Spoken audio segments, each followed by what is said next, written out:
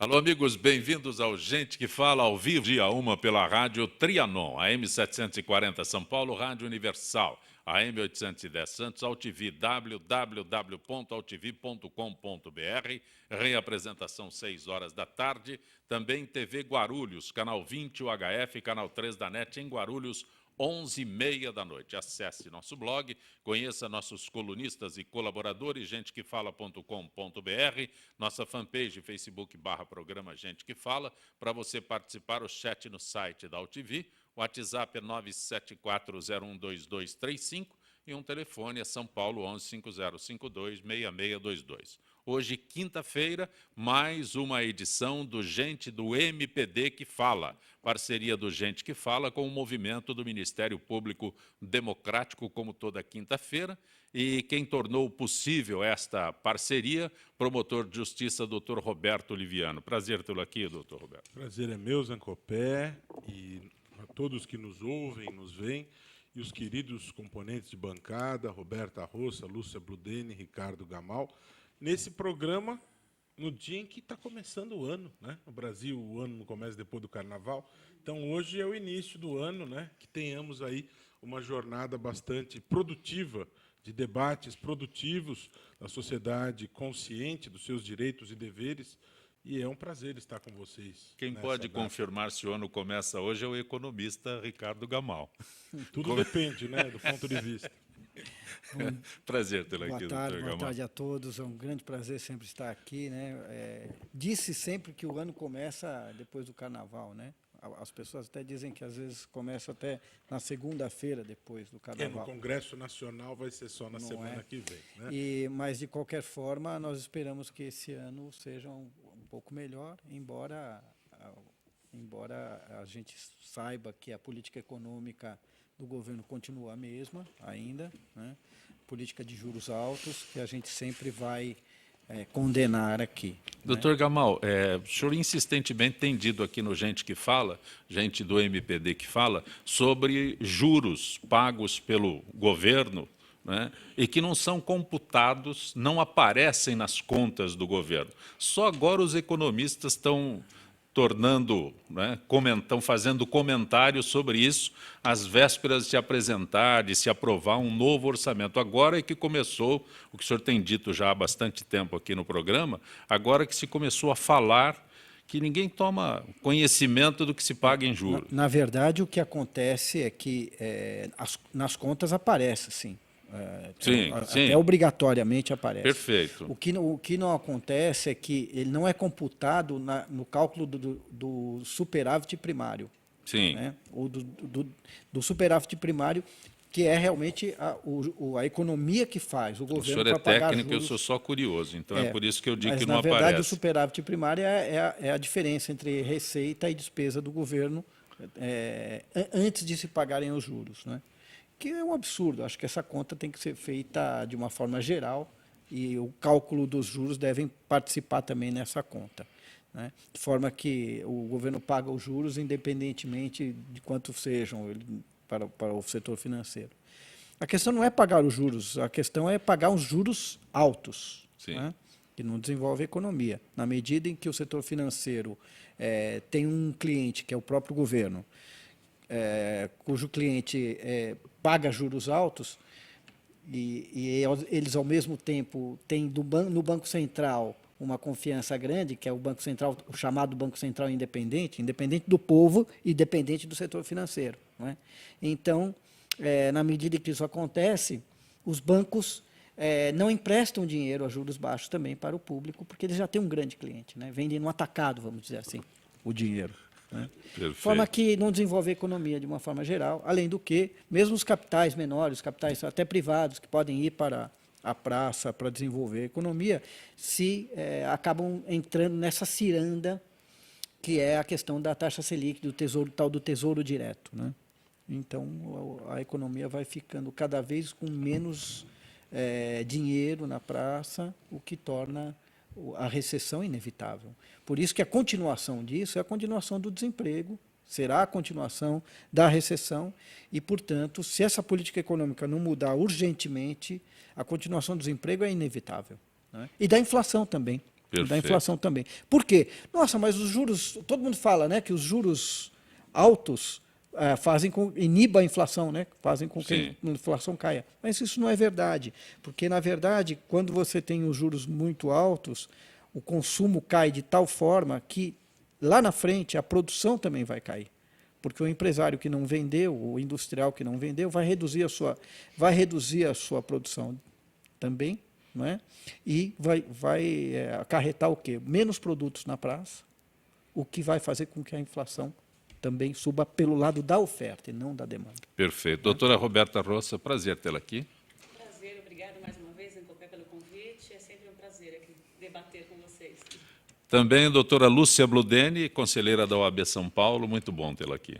Muito obrigada mais uma vez pelo convite. Hoje estou tendo o prazer de estar com o doutor Liviano, que é, vamos dizer assim, uma bandeira que ele levanta do MP Democrático e que a gente acompanha por todas as mídias sociais, enfim, e pelos meios formais também. Muito obrigada pelo convite mais uma vez. Doutor Liviano, agora, Instituto Não Aceito Corrupção, doutor Liviano. Pois é, essa é a bandeira que nós temos que erguer permanentemente, né? E é um desafio que nos instiga, né? Convido todos os nossos telespectadores e ouvintes a acessarem a nossa página no Facebook, curtirem, compartilharem. Para você combater a corrupção, o pressuposto elementar é a mobilização das pessoas e a consciência da gravidade deste problema. O Instituto Não Aceito Corrupção trabalha em cima desses elementos. Examinar a corrupção, analisar o fenômeno da corrupção, conscientizar a sociedade, propor caminhos para melhorar o seu combate, educar e contribuir para a formulação de políticas públicas anticorrupção. Portanto, acesse a nossa página no Facebook, Instituto Não Aceito Corrupção, nos acompanhe, curta, compartilhe, difunda esta preocupação, que é uma preocupação de todos nós, porque com a corrupção nós temos a negação da saúde, da educação, da segurança pública, do saneamento, da moradia e de tantos direitos, né? Não é sem motivo que a última pesquisa do Datafolha aponta que é o problema que mais inquieta os brasileiros. 34% estão preocupados com o tema da corrupção. Em segundo lugar, a saúde, com 16%. Né?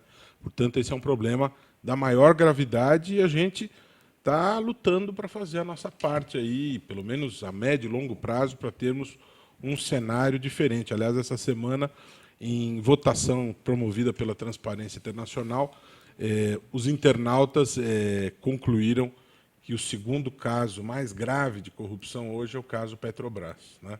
Portanto, o Brasil se tornou, infelizmente, muito conhecido e notório com este fato, que, aliás, foi determinante na queda de 7 posições no ranking da Transparência Internacional.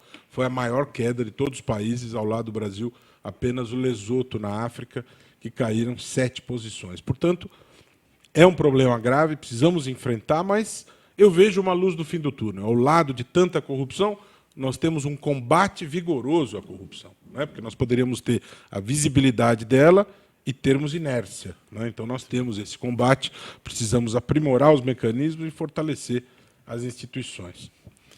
À frente da Controladoria Geral da União, antes e depois de sancionada a Lei Anticorrupção, o ex-ministro Jorge Raggi diz que o perdão de multas às empresas pelo acordo de leniência e a permissão para que continuem participando de licitações públicas não configura anistia. Para o ministro Raggi, a preocupação do governo é com a paralisação de obras e o desemprego. Doutor Liviano, doutora Roberta, doutora Lúcia, doutor Gamal. Bom, em primeiro lugar, eu sempre saúdo o ministro Raggi, um homem digno, probo, que fez história na Controladoria Geral da União e foi um trabalhador que não descansou para melhorar o controle da corrupção. Então, que se diga que ele teve uma bela jornada. Aliás, ele é um dos responsáveis pela construção da lei anticorrupção, a Lei 12.846. Sempre o saúdo e tenho muito respeito por ele, mas divirjo do ponto de vista dele em relação a essa questão da medida provisória da leniência, a medida provisória 703.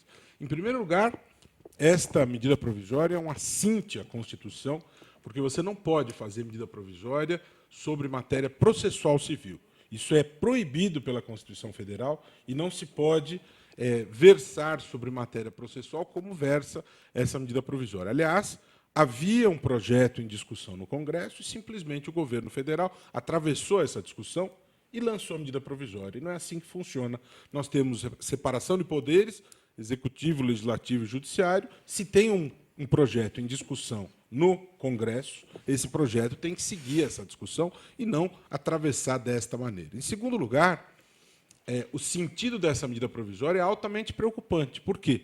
Porque ficou a sensação, e o texto vai neste caminho, você permite, através desses acordos de leniência que a medida provisória institui, feitos sem a fiscalização do Ministério Público, você permite ali que as empresas tenham acesso ao dinheiro do BNDES e não há nenhuma transparência sobre onde se investe esse dinheiro, redução substancial de multas e atestado de idoneidade às empresas para participar de licitações. A sensação que fica é de impunidade. E as empresas honestas? Por que elas vão continuar agindo honestamente se empresas suspeitas recebem estes benefícios através de uma medida provisória inconstitucional? Aliás, a inconstitucionalidade dela foi questionada através de ADIM pelo PPS. Portanto, eu, se fosse empresário, jamais celebraria esses acordos de leniência com base numa medida provisória que, por natureza, é uma situação precária e insegura, e a insegurança aumentou muito mais agora com uma ADIM proposta em cima dela. Porque, ou seja, o empresário celebra esse acordo e não tem nada na mão, porque amanhã a medida provisória não é aprovada, amanhã o Supremo concede uma liminar nesta ADIM, portanto, o empresário não tem nada nas mãos, sem contar que pode haver a persecução penal ao executivo, pode haver outros tipos de responsabilização. Portanto, eu divirjo, eu acho que a medida provisória é um erro grave, o governo precisa retroceder, não é concebível se fazer acordo de leniência sem a fiscalização do Ministério Público e não é concebível você fragilizar o Tribunal de Contas da União no momento em que nós precisamos fortalecer os órgãos de controle. E a medida provisória enfraquece, fragiliza o Tribunal de Contas. Aliás, semana que vem haverá uma discussão importante lá. Está se falando em sigilo nas decisões do Tribunal de Contas da União. Isso é uma aberração, né? Nós precisamos ter divulgação, transparência, publicidade e não sigilo. O povo tem direito de saber o que se discute sobre as contas do governo. Todas as pessoas têm esse direito. Você só pode ter sigilo em assuntos da intimidade das pessoas. Contas públicas é um assunto de interesse público. Então, é inadmissível pensar isso. Há uma perspectiva de discutir esse assunto na próxima semana. É bom que todo mundo fique de olho, bem atento, porque nós não podemos ter sigilo dentro do TCU. Eu não vou divergir do seu posicionamento, doutor Liviano, porque ele foi muito bem formulado e tecnicamente muito bem esclarecido, né? Mas o que eu penso particularmente? Esses acordos não serão especificamente só para empresas que estão sob a mira de denúncias e que já estão sendo investigadas. É para todo mundo. E eu acho que, às vezes, é um mecanismo que a própria controladoria se utiliza nesse caminho da transparência, para tentar fazer com que mais condutas de empresários que não estejam dentro do rol da licitude venham à baila, para que, com isso, definitivamente se dê ao país uma sensação de que, olha, nós estamos, de fato, lavando a roupa suja. Então, nós estamos dando essa oportunidade para quem tem problemas, para que, definitivamente, mostre onde estão esses problemas, onde há o problema. Nós vamos fazer esses acordos e nem por isso nós vamos prejudicar as contratações futuras, enfim, a vida empresarial. Porque a vida empresarial, eu não estou aqui a defender que esse é o caminho correto, ela demanda inúmeras famílias que estão dependendo também daquele emprego e pela própria economia como um todo. A minha grande preocupação é a seguinte: nós somos da família forense, nós estamos em busca das transparências. Eu acho que eu sempre digo aqui que a família forense está agindo nesse sentido, de trazer à baila valores para a própria sociedade brasileira que estão perdidos, que é o da honestidade, em primeiro lugar. Mas nós também não podemos paralisar as atividades das pessoas e do país e das empresas. Como é que você vai fazer com que essas duas situações que são antagônicas se equilibrem? Se me permite um comentário, se o objetivo é esse, Qual o fundamento de não permitir a fiscalização do Ministério Público? Quem tem medo da fiscalização do Ministério Público? Qual é o fundamento para, neste processo de depuração ao qual você se refere... É um processo não de depuração termos, mesmo. por que não ter o Ministério Público, que é a instituição incumbida pelo Constituinte de cuidar do interesse da sociedade nas causas coletivas? Por que fazer isso a portas fechadas entre governo, que pode, inclusive, ter sido eleito com doações dessa empresa que negocia, sem ninguém fiscalizando? É o primeiro ponto. E por que não dou oportunidade para absorver estes empregos a empresas honestas, que não são suspeitas? O Brasil é um país em que o empresário é muito Sim. criativo. Eu tenho empresários honestos, dignos, que não têm problemas com corrupção e querem absorver essas fatias de mercado. Por que eu vou reservar uma fatia a uma Isso empresa temos, sim. suspeita se eu posso entregar? E essas empresas podem contratar essa mão de obra e neutralizar o problema do desemprego. Doutora O Roberta. contratante pode ser o... Você falou, esse acordo de leniência não pode ser objeto de nulidade, posto que inconstitucional, se você disse que tem um ADIM. Sendo inconstitucional, não pode? Pode. Depois. Depois. Sim, mas e o Aí custo para o país disso? Não, exatamente. Não é mais Não, fácil eu tô- fiscalizar antes? Inclusive, eu estou sendo a favor do que você disse até agora. Eu também acho. Já começou errado. É mais um fator de insegurança, porque o empresário assina esse já começou acordo errado. com base numa medida provisória, questionada a constitucionalidade, e ainda o Ministério Público pode pedir anulação, ou o cidadão através de ação popular. Então, para o empresário, não é um bom negócio. Não é muito melhor você prevenir? Chama o promotor para fiscalizar. De acordo, o Ministério Público não é mais seguro? Sim, eu O acho que há a esconder? excluir o Ministério Público não é... Então, o que há Justo. a esconder? Não é Por que eficiente, a não é AGU lógico. e a CGU vêm a público dizer que não querem que o Ministério Público fiscalize? O que estão escondendo? Essa é a minha pergunta.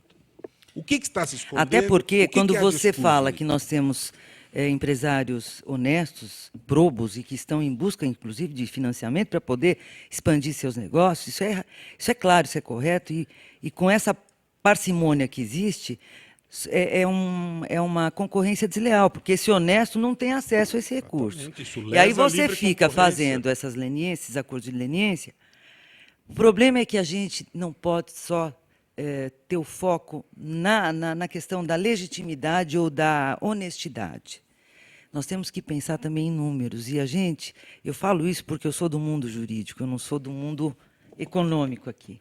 Então, a gente precisa entender um pouquinho a dimensão do impacto dessas empresas em termos de pessoas, famílias, a sociedade de um modo geral. Essa repercussão. E não é só isso. Não é? Essas empresas são muito grandes. E para você colocar no lugar delas outras empresas não é muito fácil. Não existem empresas às vezes, com a mesma capacidade produtiva. E este é um problema também. Então, o problema do país com esta questão da corrupção é também a perda da sua capacidade produtiva. Não é só dos empregos que se perdem num primeiro momento, mas da capacidade produtiva futura. O país vai entregar na mão... Quando o senhor diz que é difícil substituir, estas empresas teriam amarrado o governo no seu sistema de... Mas isso acontece nos Estados Unidos também. Sim. Isso acontece... Elas detêm a tecnologia. Perfeito, mas é isso que precisa ser O esclarecido. Então, nós candidato estamos na Bernie mão dessas Sanders, empresas. que é o candidato sensação agora nos Estados Unidos, tem dito que o Wall Street e o governo norte-americano têm laços muito fortes. Não é? Agora, daí a você perder a capacidade produtiva do país é uma outra coisa. Que essas empresas, então, que os donos dessas empresas, que se tiverem culpa, percam as suas ações nas empresas. E elas vão para o Estado ou que sejam reprivatizadas. Essa é uma ideia que eu tenho pensado. Ou Obrigatoriamente transferir o controle mas acionário. a Não questão- para o Retirar ali os Estado. Não para o controladores. Estado. A grande questão... Não para o Estado. Não, para A grande iniciativa questão privada. é a Iniciativa capacidade privada. produtiva Sim. dessas empresas. Elas não podem se perder, tem tecnologia aí. Né? Você vai entregar na mão de quem? Da Halliburton, norte-americana? Senão você sucateia o país também. Como é que faz? Que era do vice-presidente norte-americano, a um determinado momento, que fizeram todas as obras no Iraque, por exemplo. Isso aí tem menos indícios de corrupção? Eu não Então, tenho dúvida quer dizer, que você não pode ter a a mentalidade capacidade- de querer quebrar a empresa, Não, mas a- também querer que prevaleça a ideia da impunidade, sem Isso. fiscalização. A ela grande é nefasta, contradição né? é manter esta capacidade produtiva e, ao mesmo tempo, punir as pessoas que fizeram isso. Agora, a capacidade produtiva tem que ser preservada, de alguma forma. Tem tecnologia também na coisa, não Senhora é Roberta. brincadeira. já nada mais a acrescentar nesse assunto. De aí. toda forma, eu acredito Sim. o seguinte: eu acho que o fato da Operação Lava Jato, ela é um marco no nosso país. Eu acho que definitivamente essas gerações aqui, as gerações mais jovens que estão aí iniciando no entendimento, até na escola mesmo, eu acho que isso é um marco. Eu acho que isso é inegável. Então, todos os esforços, assim que eu penso, viu, doutor Liviano? Sem nenhum entendimento de que o Ministério Público não deveria participar. Mas eu acho que também é possível que a gente consiga mudar a mentalidade com esses acordos de leniência, ainda que o Ministério Público não esteja presente, porque nós também temos ali a Controladoria Geral, nós temos órgãos, entes importantes. De governo, entes de governo. Mas, Suspeitos. mas, de toda forma, nós temos muita gente de carreira lá dentro, Não, muita eu gente sei, honesta. sim, Mas mas a cúpula é este o cargo de aspecto que o doutor, confiança. este é o aspecto que o O doutor controlador Liviano... ele é demissível a qualquer tempo. O AGU é demissível a qualquer tempo.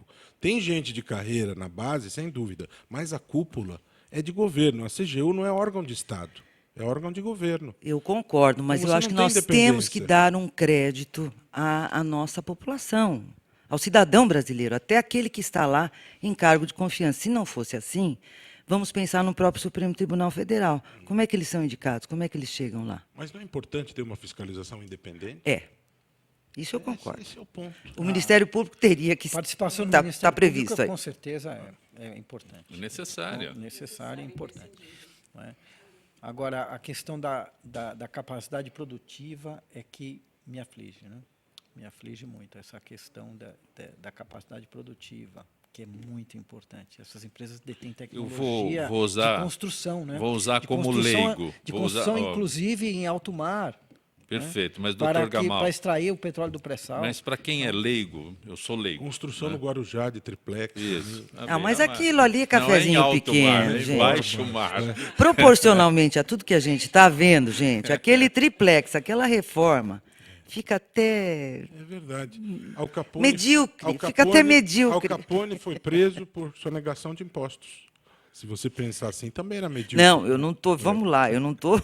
Eu estou só dizendo que, proporcionalmente ao tamanho dos escândalos e do volume de dinheiro e da forma, da triangulação, como esse dinheiro, sabe, fez para chegar às mãos dos corruptos, Mas, a doutor reforma é Gamal, uma só- coisa O impacto na pequenininha. economia é muito importante. Mas, doutor né? Gamal, só Porque o se a que gente trans- pensar bem... o que parece, eu estou me colocando, o senhor é técnico e eu sou leigo.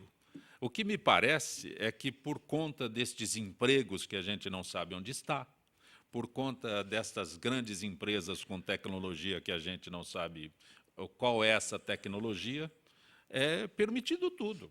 Então, afasta-se Então, o Ministério a questão- Público. Primeira coisa, não, o Ministério Público, é melhor que o senhor espere aqui. Vamos ver o que acontece ali. Se houver tempo, a gente chama Não, o senhor. Inclusive, se nós pagou não 2 negamos milhões isso. e meio para uma Mas nós não, consultoria não que não negamos, sabe qual serviço. não negamos que é uma contradição filho entre a do- punição e a Isso, capacidade isso, produtiva. isso. É esse só o aspecto. É preciso encontrar uma É este o saída para que não aspecto. se perca, uma saída também para que não se Porque perca. o senhor usou a porque- palavra, que todo mundo esquece, que é a punição. Nós estamos esquecendo da Uma punição. coisa é a punição, a outra coisa é também você E ela não perder pode ser as esquecida. forças produtivas de uma nação. Até porque, se você levar ao extremo, então o Ministério Público não pode mais combater o tráfico, que vai gerar desemprego dos distribuidores de cocaína. Né? Não pode mais processar os assassinos de aluguel, porque vão ficar desempregados. Então, essa questão do emprego, ela é complicada. Mas Inclusive, eu não estou falando a questão do emprego, na estou falando uma convenção- coisa ainda maior, que é a questão da capacidade produtiva Que é o nosso e parque tecnológica. industrial, é o parque veja, Não é? industrial mesmo. Além dos empregos, eu vou só além dos empregos. pequeno O comentário. emprego por si só, a qualquer custo, não. Não é, A não é bem assim. Convenção da OCDE, na qual se baseia a Lei Anticorrupção Brasileira, no artigo 5º, diz expressamente: não se pode deixar de punir a corrupção com o argumento de dano à economia. Esse tratado internacional, do qual são geradas todas as leis anticorrupção, é claro nesse sentido. No Por outro entanto, lado, o discurso por aqui outro lado, no vai na deserto contramão. também não tem corrupção. No deserto não tem corrupção nenhuma, também não tem nada. Então esse é o outro lado da coisa. Né? Então é Perfeito. preciso encontrar uma fórmula. É verdade. Nós, toda quinta-feira, nós temos também o contato com a Associação dos Funcionários Públicos do Estado de São Paulo, a FIPESP. Estamos mantendo contato, né, com a Gisele Souza, para falar hoje, para dar trazer as suas informações sobre a abertura de inscrições para declaração do imposto de renda na AFIPESP. Podemos ir para o intervalo e, na sequência, nós conversamos com a Gisele, ok? Gente que fala retornará em instantes.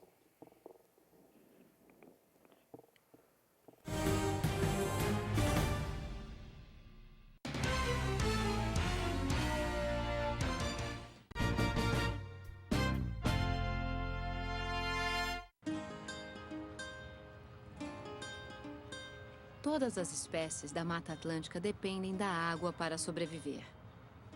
Infelizmente, nem todo rio está para peixe. A qualidade da maioria dos rios nunca foi tão ruim. Mas existe uma espécie que está nadando contra a corrente para mudar essa história.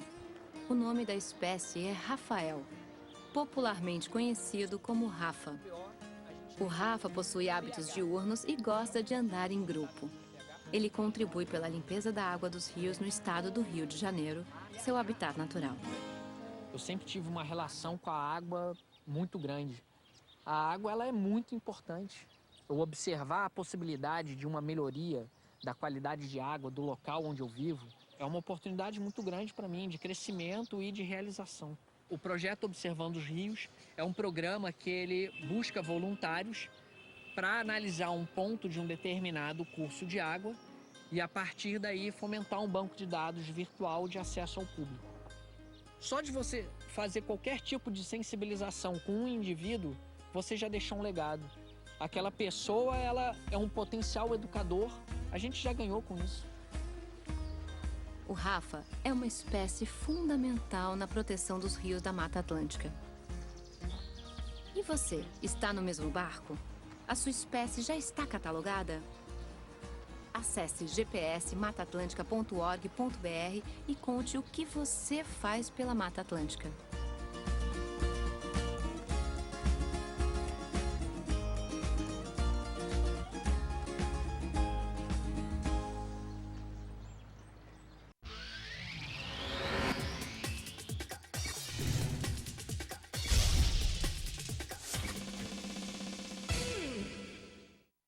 Oi, eu sou Letícia Spiller e quero convidar vocês a fortalecer o movimento que quer criar uma lei para acabar com o desmatamento no Brasil. Nossas florestas não podem mais ser destruídas. São elas que garantem a nossa qualidade de vida. Eu quero floresta em pé, água fresca, clima ameno e desmatamento zero. E você? Participe, assine a petição.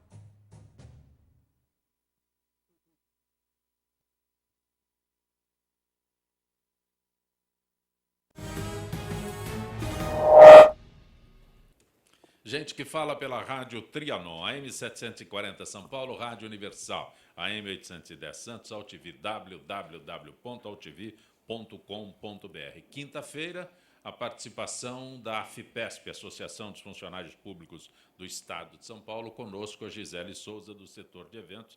Gisele, boa tarde. Boa tarde, Zancopé. Boa tarde aos debatedores e aos ouvintes do Gente que Fala.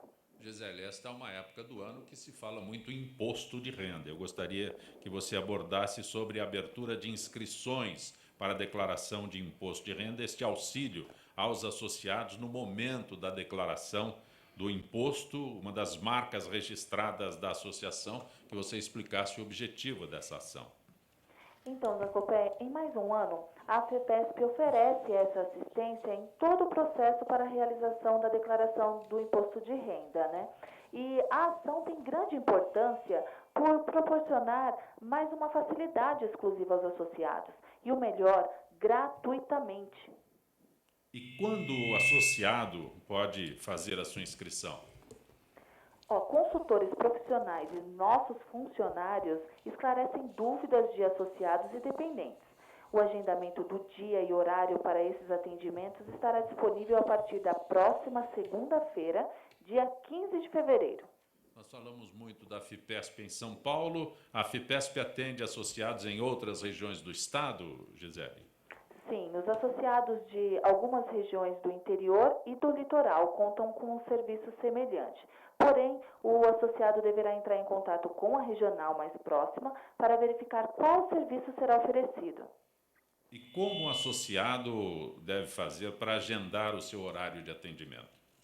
Então, a partir de segunda-feira, dia 15, os agendamentos acontecem online no site da AFIPESP, www.afipesp.org.br, e pessoalmente também no edifício São Roque, Rua Doutor Bittencourt Rodrigues, número 88, quinto andar, sala 504.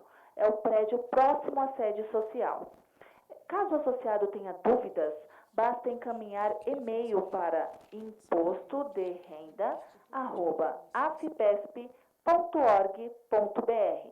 E vale destacar que não haverá atendimento sem o agendamento prévio. As vagas são limitadas. Agradeço a você, Gisele, mais uma vez, tua atenção com o Gente que Fala, nesta parceria AFIPESP Gente que Fala. Muito grato, Gisele, uma boa tarde. Boa tarde, Zancopé, boa tarde aos ouvintes do Gente que Fala. Conosco hoje, gente do MPD que fala. O doutor Roberto Liviano, que é promotor de justiça, a advogada doutora Roberta Rossa, a advogada doutora Lúcia Bludeni e o economista, diretor da Fiesp, doutor Ricardo Gamal. Doutora Roberta, o novo Código de Processo Civil entra em vigor no Brasil, entrará em vigor no próximo dia 17 de março, trazendo consigo uma série de mudanças. Uma delas, talvez a que mais chame a atenção, é a isenção da mediação no âmbito de processo civil, como estímulo para que as partes resolvam amigavelmente seus litígios. Esta é a tua área específica. Na realidade, a mediação é a palavra de ordem hoje do judiciário, né? A mediação, a conciliação, que sempre houve, a negociação, enfim. A inserção no Código de Processo Civil veio só para formalizar uma questão que, aliás, já existia. A conciliação já existia, o juiz, antes mesmo de tentar uma audiência de instrução, ele já designava a audiência de conciliação. No entanto, não se fazia da forma como hoje ela deve ser feita, a mediação, com técnicas, com etapas da mediação que devem ser seguidas. Eu entendo que sim, que deve haver, eu acho que é um passo importante, é um avanço. No entanto, eu acho que as pessoas que farão a mediação têm que estar realmente preparadas. Elas têm que fazer esse curso, obrigatoriamente o curso de mediação, capacitação em mediação, e elas têm que estar preparadas para isso. Mas eu acho que a questão não é só formal, só o legislativo, no caso. Eu acho que a questão é cultural. Eu acho que nós vivemos numa cultura ainda, e nós, nos bancos escolares, na própria faculdade, a gente aprende a processar, né? A gente não aprende a mediar. Então, eu acredito que a mediação deveria fazer parte já dos bancos escolares até antes da faculdade. A cultura da paz, a cultura da mediação, acho que é importantíssimo isso, para que a gente não tenha para que a cultura da paz, o ganha-ganha prevaleça. Nós não temos essa cultura. Na cultura nós temos o ganha-perde, não a cultura do ganha-ganha. E na mediação é muito interessante quando você participa de mediação e vê que dá certo, porque as pessoas, a mediação, você proporciona o diálogo, né? Você não há nenhum pré-julgamento, absolutamente. O mediador está preparado para que as pessoas que estão ali em litígio, ela proporciona o diálogo para que elas façam um acordo. E quando elas propõem, elas conversam e chegam a um acordo, elas têm realmente a sensação de que as duas ganharam de alguma forma. Porque, às vezes, não é nem dinheiro envolvido, às vezes é uma desculpa. Muitas vezes, na mediação, um simples pedido de desculpa sana todo um problema, às vezes não é nem questão de dinheiro.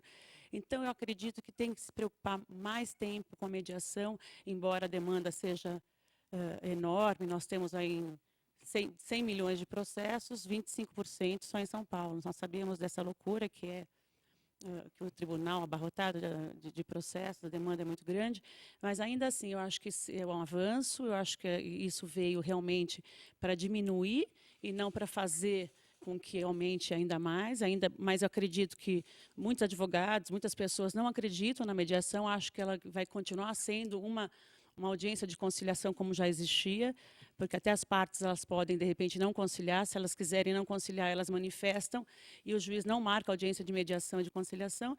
Então, eu entendo que é um avanço, mas eu acho que os mediadores têm que estar preparados para essa audiência, senão vai virar uma conciliação normal, como era antes, e nada vai ser feito. E quais os profissionais que serão mediadores? Advogados somente? Não necessariamente advogados. Agora, no tribunal, eu não sei qual vai ser o critério, porque agora ele vai ser remunerado, o mediador será remunerado. Me parece que ainda não foi aprovado essa questão, mas acredito que no judiciário serão advogados, mas nem sempre. Então, eu fiz mesmo vários cursos, e psicólogos fazem, economistas fazem. Eu acredito que não será só para advogados. Tem que ser uma pessoa que não só tenha capacidade jurídica, mas uma capacidade e habilidade para... Exatamente. Habilidade. Muitos psicólogos se dão muito bem, psicólogos se dão muito bem com essa questão da mediação. Mas é necessário seguir, sim, todas as etapas, as técnicas da mediação, para que tenha êxito na audiência. Importante. Um avanço. Da CGU, da AGU também, né? Com os acordos que eles querem fazer. Por baixo dos panos. Tá certo. Sem fiscalização. Tá certo. Ah, Liviano, vamos ser um pouquinho mais otimistas com o nosso país, com esse divisor de Eu águas. sou um otimista inveterado. Todo mundo me conhece. Eu sou como uma um otimista. eterna Aliás, eu sou um otimista. defensor do acordo leniense. Eu acho uma coisa muito boa. Acho muito bom. Com transparência, com fiscalização. Também o Ministério Público poderá agir, ainda que ele não haja naquela fase, depois ele poderá. Mas isso custa dinheiro dos impostos. Se você pode fiscalizar antes e prevenir um conflito, é muito melhor. Olha, ainda falta transparência nos tribunais superiores do Brasil, segundo matéria do portal J. No Superior Tribunal de Justiça, por exemplo, as sessões de julgamento não são transmitidas ao vivo, nem é possível gravar ou tirar fotos dentro dos plenários. No mesmo sentido, as notas taquigráficas dos julgamentos dos tribunais superiores não estão disponíveis para o público em geral. Bem, olha, eu acho que, de toda forma, quando não há segredo de justiça, porque aí é impossível que, além das partes e advogados, não é possível que outras pessoas tenham contato e nem tenham ciência, eu acho que a justiça, nesse aspecto, embora essa notícia se refira especificamente ao Superior Tribunal de Justiça, a gente hoje tem a TV Justiça, que é um canal de informação bastante amplo para a sociedade, para o Brasil todo. E são praticamente 24 horas no ar, né? Não é que eles só façam transmissão de julgamentos, eles têm outros tipos de atividades. Eles têm questões de multa, tem toda uma programação. De toda forma, a meu ver, eu acho que a gente já evoluiu muito nisso. E se o Superior Tribunal de Justiça, por uma decisão interna dele, tem essas limitações, é importante rever essa situação. Doutora Lúcia, quando a gente quer o extremo, a gente quer que se abra a câmera em todos os momentos. É este o detalhe. Então, quando se proíbe determinadas ações, a TV aberta ali, determinadas ações, as câmeras fotografando. Então, eu, como jornalista, eu quero ter acesso a tudo. Pois é, mas eu acredito também, faço aqui a minha ressalva, que todas as categorias profissionais, elas têm peculiaridades próprias em que momentos não são possíveis.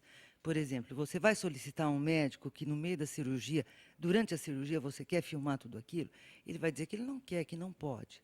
Então, a gente tem que entender, primeiro, quais são os motivos que levam a uma certa limitação da publicidade. Porque a publicidade haverá de toda forma, né, doutor Liviano, doutora Roberta, porque isso vai para o tribunal, isso vai para o Diário Oficial, quer dizer, as partes e o público em geral terá ciência disso. Se não houver vedação, você pode consultar aquele procedimento aquele processo a qualquer momento, né, como interessado.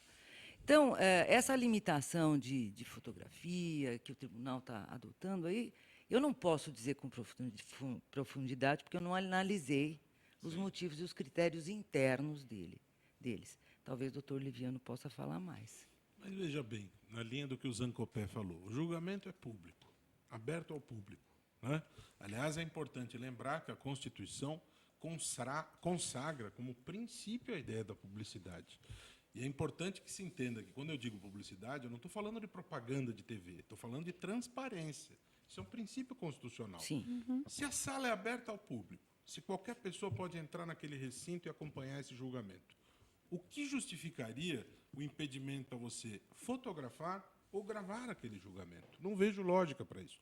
O nosso problema aqui é que ainda há resquícios significativos de uma cultura de opacidade. Nós não temos ainda o valor da transparência como um valor amplo, geral. Essa semana, antes do Carnaval, a gente viveu lá no Instituto uma questão bem interessante nesta linha. Há um banco de dados no Conselho Nacional de Justiça que congrega informações sobre condenações por improbidade administrativa, né?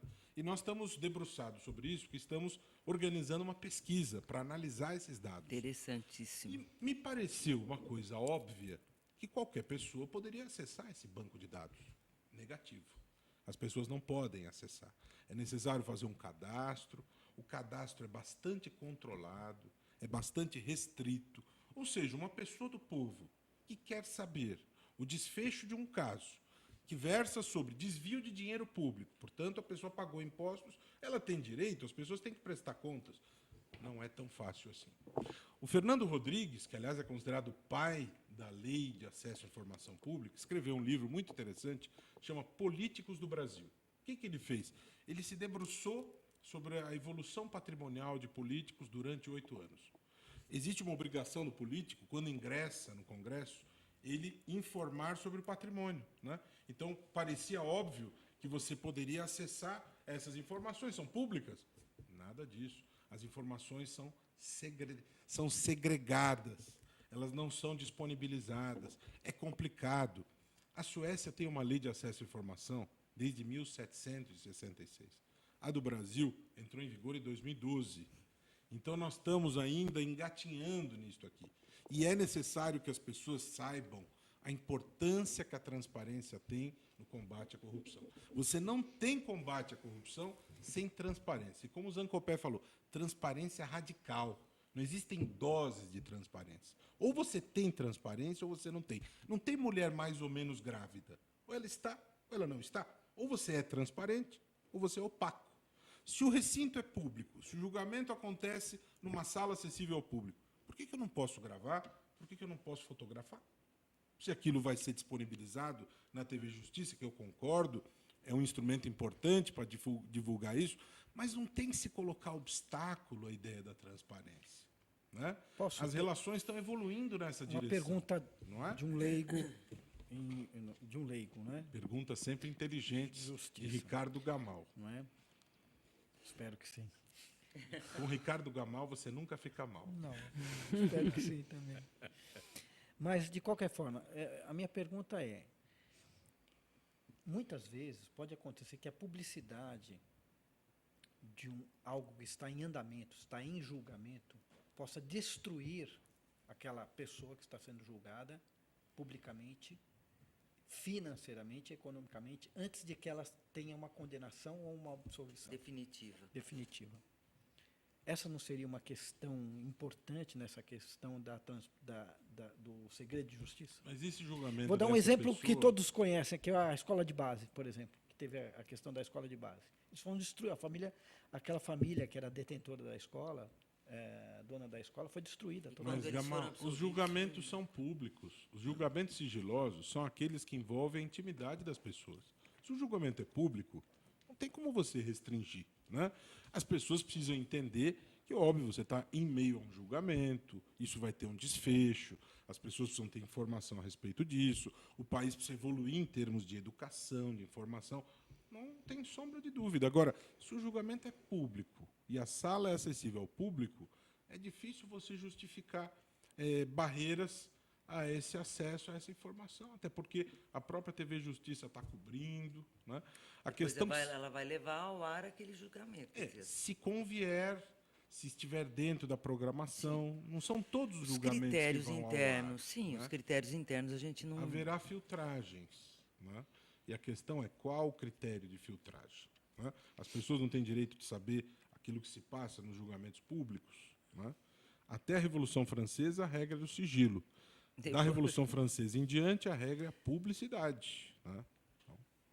Algo a acrescentar, doutor Gamal? Ficou satisfeito? Estou satisfeito. Claro. Mas ele usou uma linha de raciocínio muito boa, que, na medida em que você fotografa ou você grava um julgamento que poderá estar sendo desfavorável, sempre será desfavorável para alguma das partes, aquilo se cai na internet, por exemplo, para efeito de imagem daquela pessoa, pode até causar um dano e você ainda não tem uma sentença transitada em julgado. E como advogados que somos, nós temos que defender essa situação da imagem da própria pessoa. Mas eu tenho uma imprensa cobrindo o julgamento, então a imprensa não vai poder dizer o que aconteceu, não vai poder mostrar a imagem do julgado? Vai poder. Claro que vai pode. poder, lógico. Então... Mas, antecipadamente, se você está ali, a sessão não está fechada ainda, é encerrada, e a tecnologia da informação e o próprio celular te permite, a qualquer momento, estar disparando. E aquilo pode gerar um convencimento que, às vezes, não é na linha do que está sendo julgado, pode, inclusive... Mas, doutora Lúcia, estes recursos que a senhora acabou de citar, esses são nocivos. A gente não sabe por que alguém solta uma parte. Então, eu acho que só pode ser nesse sentido. Eu estou falando o trabalho da imprensa, eu estou falando Sim, como não. jornalista. Então, quando alguém acessa com um celular e começa a colher detalhes, né, que interessam só a ele, eu acho que isso é nocivo. Os isso não tribunais é parte... não permitem que a imprensa filme. Exatamente. É interessante eu estou falando do frisar papel da isso. imprensa. Eu estou E a imprensa é livre. Eu estou desconfiada que alguma briga aí entre a TV Justiça e as outras é uma briga de jornalistas e televisões. Aí não pode ter monopólio, né? O monopólio não pode haver. Este é o detalhe. São verdades secretas. Porque por esse prisma que eu falei da tecnologia da informação do celular, eu acho que é bem cauteloso pensar assim. Eu não concordo que você permita que alguém fique, né, com o celular, principalmente quem não está trabalhando, que não é jornalista, quem não é da imprensa. Está lá assistindo. Um curioso, vou colocar dessa forma, um curioso que, de repente, né, coloque... Mas aí são outras discussões. Quem que pode ser jornalista? Aspecto. Não precisa ter diploma? É outro aspecto. Todas as pessoas podem ser jornalistas? Todos.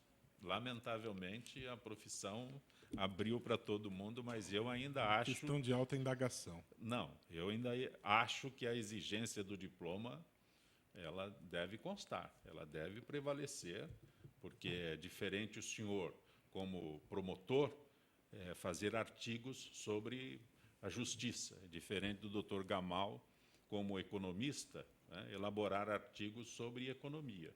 Eu não tenho a formação que os senhores têm para fazer um artigo nesses teores, né? Agora, como jornalista, eu tenho as minhas funções e acho que devo estar preparado com o meu diploma, com o meu registro, com o reconhecimento, para que o senhor tenha certeza que é um profissional que está conversando com o senhor. Então, lamentavelmente, mas aí foge de São Paulo, foge. É outra discussão, mas eu acho que a minha profissão, teve uma época que foi obrigatório, depois... Né? Depois os patrões queriam mais a liberdade de não pagarem salários profissionais e por estes rincões enormes, o assunto é outro, lamentavelmente. Zancopé está virando debatedor hoje aqui. Não é o meu papel, lamentavelmente. Ele conhece o ofício dele, né? Ele está nos dos papéis. Olha, a União e a USP devem disponibilizar a substância, eu preciso até de outro óculos, fosfoetanolamina, sintética para o tratamento de uma mulher com metástase para o fígado, baço e pulmões. A decisão liminar é da juíza federal, doutora Eliana Marcelo, do TRF3. Segundo ela, negar o fornecimento da substância violaria o artigo 196 da Constituição, que assegura o fornecimento do medicamento, mesmo sem registro da substância na Anvisa. Doutor Liviano. Olha, essa questão da saúde, ela tem sido objeto de análise pelo sistema de justiça. É sabido que nós temos demandas que são apresentadas, quer no plano individual, quer no plano coletivo. Eu atuo na 10ª Câmara de Direito Público, às segundas-feiras participo das sessões, e nós temos muitas discussões a respeito desse fornecimento dos medicamentos. O grande desafio é como é que você administra o orçamento e as possibilidades em tempos de crise econômica e como você, do outro lado, garante esses direitos. Esse é o grande desafio do administrador que escolheu exercer a gestão do Poder Executivo. Isso não é uma questão fácil, né? Mas não há dúvida que o direito à saúde é um direito constitucional, né? Como é também o direito à moradia, como é também o direito à segurança pública, direito à educação. Né? As pessoas têm o direito à saúde. Né? Então, não é razoável que apenas as pessoas que tenham muito dinheiro para comprar os medicamentos tenham direito a acessar o medicamento. Né? Portanto, é uma questão que está colocada, está posta, é um dado de realidade. Né? E o sistema de justiça precisa ser instrumento de concretização desse direito. Se eu tenho direito à saúde e a pessoa que teve esse direito violado levou a questão à justiça, eu entendo como absolutamente razoável e justo que assim aconteça, né? E que as pessoas, que a justiça seja um instrumento de garantia de direitos, né? E não apenas uma peça de ficção. Né? Os direitos fundamentais não podem ser meras utopias, precisam ser uma situação real e concreta. Né? Portanto, a meu ver, andou bem a justiça ao determinar esse fornecimento, porque é um direito das pessoas, direito à saúde. Né? Doutora Lúcia? Sim, a minha única questão aqui, porque eu não acompanhei, inclusive, essa matéria, e que me chama a atenção é que, mesmo sem o registro da substância na Anvisa, quer dizer, nós temos a Anvisa aqui, que ela é reguladora de toda a nossa medicação no país. Então, o meu entendimento seria no sentido de que, de onde viria essa substância? Ou se não está registrado na Anvisa, é a pessoa que é do SUS? Então, o paciente que é SUS, tá? Esse tipo de medicamento não está pela Anvisa autorizar, ou o governo não tem autorização para ceder gratuitamente esse... É que nesse caso aí houve houve dois... Desse caso é outra. A questão desse caso é que, como a Anvisa ainda não tem desenvolvimento de pesquisas. No aqui sentido no Brasil. Mas parece-me que, segundo alguns relatos, muitos relatos, esse medicamento tem um efeito muito positivo no tratamento. Exatamente. Então, Daí o motivo da juíza daí o motivo ter do desespero concedido. de algumas famílias. Querer De um lado utilizar. você tem a questão regulatória, Que é- Anvisa, e do outro lado o direito à vida. Exato. É a ponderação dos direitos. O que prevalece? Então, mas tem Agora, dois casos, né? O que eu estou sabendo é que o governo federal agora disponibilizou 10 milhões de reais para o desenvolvimento das pesquisas desse medicamento agora, né? É que, são dois entendimentos, né? A juíza federal ela deu a liminar no sentido de direito constitucional à vida e o dever do Estado. Por outro lado, o órgão especial, todos os juízes, 25 desembargadores do órgão especial, eles cassaram, pelo menos o entendimento unânime, cassaram todas as liminares, porque esse é um experimento de uma faculdade, da Faculdade de Química de São Carlos. Então, quaisquer ações contra, no sentido de liminar em primeira instância, de dar o liminar para que a faculdade da USP liberasse a substância, o órgão especial cassou todas as liminares, porque ele entende que não há uma eficácia. É um experimento. Né? Então, Porque ele entende que não há eficácia. Por outro lado, eu entendo a juíza federal, porque aí no caso foi a juíza federal, nesse caso aqui, porque ela disse que ela estava numa situação, ela tinha um câncer coloretal, e com metástase em em baço, em fígado e tal. Então, ela achou que aquilo poderia amenizar ou então retardar um pouco a morte dela. Paciente, então, né? eu acho que é uma questão subjetiva, a questão, acho que íntima do Não, próprio e foi na juiz. linha, Eu não tem entendo nada assim. mais, não temos mais nada a perder. A Exatamente. família entra nessa linha. Exatamente. Não temos mais nada a perder. Vamos tentar. Alguma coisa. E o tribunal acha que isso poderia dar efeitos piores à pessoa que está numa situação ruim, né? Quase morrendo, enfim. Doutora Roberta Rossi, é sempre muito bom tê-la aqui no nosso Gente que Fala. O tempo passa daí. Isso é verdade. Grato por O prazer ter é vindo mais todo uma meu. Sempre muito bom estar aqui. Obrigada, Zancopé. vez. Doutora Lúcia Bludeni, Muito obrigada mais uma vez bom pelo tê-la aqui. convite. Doutor Gamal, Prazer enorme estar aqui com você. enriquece nossos debates. Doutor Liviano, doutor Roberto Liviano, esta parceria Gente que Fala, gente do MPD que fala, graças à iniciativa do doutor Roberto Liviano, que a gente pode colocar em pauta toda quinta-feira este programa, e hoje o senhor se afastou da diretoria do MPD, correto? E agora é presidente do Instituto Não Aceito Corrupção. Me afastei da diretoria, mas sempre militante. Participo do MPD há 15 anos e não me afastarei dessa militância. Não do MPD, eu disse da diretoria. Sim, sim, sem mas cargos eu na diretoria. participo ativamente Quando do o senhor MPD. chegou, o senhor era presidente do MPD. É verdade. É uma grande alegria para nós manter essa parceria e ter aqui os nossos convidados, a Roberta, a Lúcio, o Gamal, gente que fala e sabe o que fala, né? E faz com que esse programa seja um instrumento de difusão do debate, de informações, de contribuir para o amadurecimento das pessoas em relação a temas tão importantes. Portanto, o MPD fica muito feliz em manter essa parceria e que possamos prosseguir tendo sempre o nosso maestro Zancopé aqui, regendo a nossa orquestra de informação. Você é muito gentil. Gente que fala tem a direção-geral do jornalista Fausto Camunha, a diretora de produção Zenilda Salvato, redação Raela Brandão, Pedro Schiavon, na pauta José Carlos Sicarelli, produção cultural Ricardo Godoy, na rádio Trianon, Benebene, Cléo Rodrigues, Neildo Neres, Ricardo Valim, na direção da TV Guarulhos, Fernando Mauro, na direção da UTV Alberto Luquete, na técnica James Eduardo, Marcelo Fontan, Sérgio Oliveira e Iago Matsumoto. Estaremos de volta amanhã, meio-dia. Gratos, até lá.